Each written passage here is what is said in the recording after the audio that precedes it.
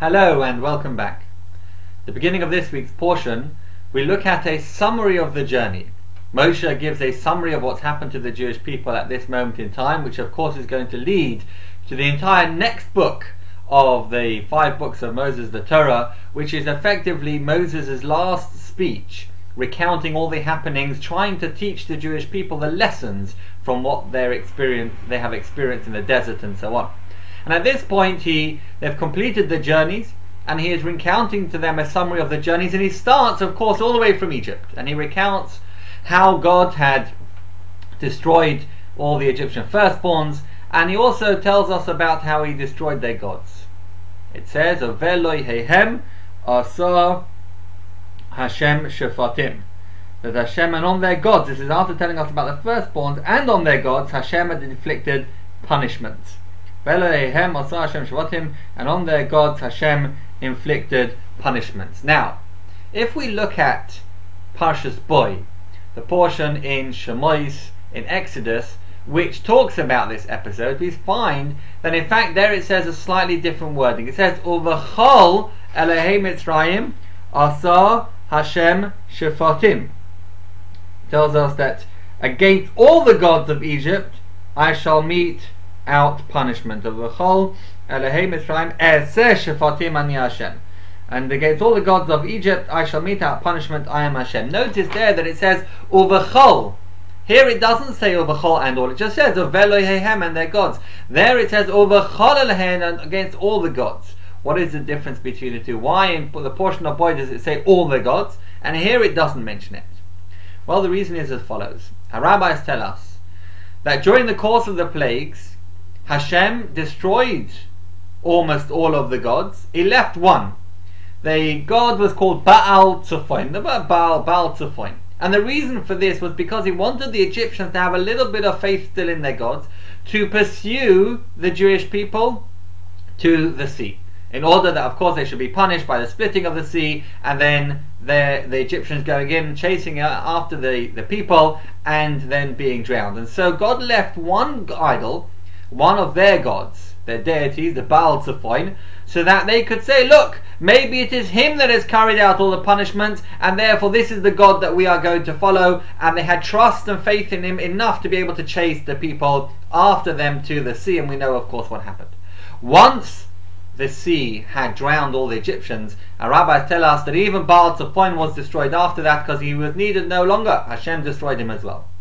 And therefore, in this week's portion, when it tells us about what happens right at the beginning of the Exodus, before the Kriyas Yam Suf, the splitting of the sea, it then says over there, Uvachol Elehei Mitzrayim eseh shefatim ani Hashem.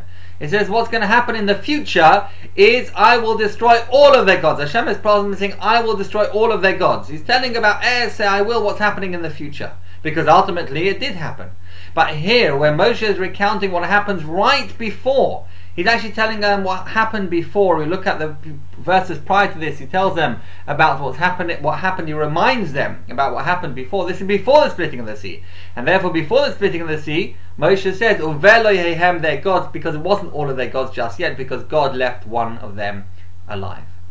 It's very fascinating because this links into a very another important episode. That of Yisro, the father-in-law of Moshe, the future father-in-law of Moshe. Jethro was one of the 3 advisors, one of 3 advisors to Pharaoh. And in fact, he, as we know, was a priest, Kohen. He was a priest for Midian. He was a non-Jewish priest, a priest for idol worship. He was an idol worshipper originally before he converted, so to speak, before he joined the Jewish people. And after Kriyas Yam Suf, after the splitting of the sea, Yisro says something very, very fascinating. He says, Ata Yodati. He says, Ata Yodati, now I know. Ki Godoel Hashem Mikol Elokim, that Hashem is greater than all the gods. Ki Vadavar Shedzadu Alehem, for in the very matter in which the Egyptians had conspired against them. So he says, now I know that Hashem is greater. He says, now, before I didn't know. What changed after the splitting of the sea? If we think about it, all of the 10 plagues, all of the miracles that happened there, he didn't know that there was a God. That's the point. There still was Baal Tzofoin, there still was one of the idols. And therefore, before the splitting of the sea, he too relied on that idol and thought, well, maybe it's this idol that is performing all the miracles, all the punishments for whatever reason he wants to. And therefore, he didn't quite know that it was only Hashem.